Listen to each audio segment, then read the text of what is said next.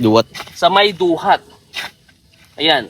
Isipin na lang po ninyo, no, yung flowering plants, itong punong ito, tapos makikita ninyo na mayayakap dito na na halaman, tapos yung may bulaklak dito sa taas. Di po ba napakagandang tignan?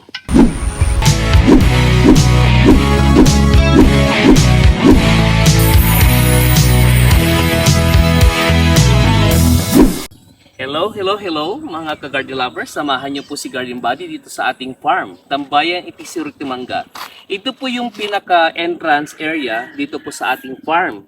Ngayon po, meron pong existing dito na mahogany tree. Hindi ko na tinanggal ito kasi nga po maganda. What's this? Welcome. Okay? Ngayon, meron po ako naging project kaya namili na rin po ako ng Adelpha. Ang gusto ko talaga kasi dito mangyari, magkakaroon dito ng halaman na yayakapin itong puno. Then after, meron pong bulaklak po dito.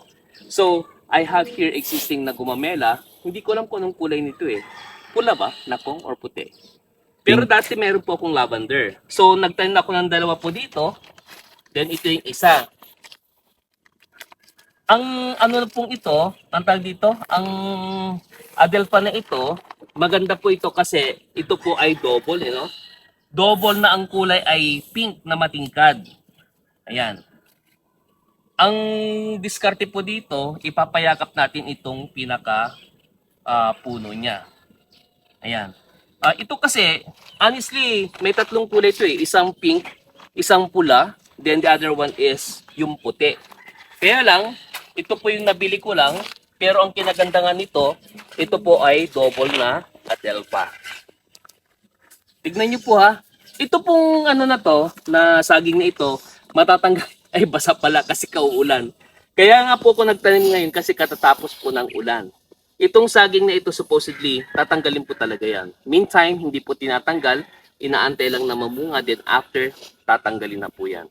Para pagpasok po dito ng guest o kahit na sino pong bisita na papasyal po dito sa ating farm, ano lang po talaga, makikita lang po ito na pang welcome. So, ito lang po ha.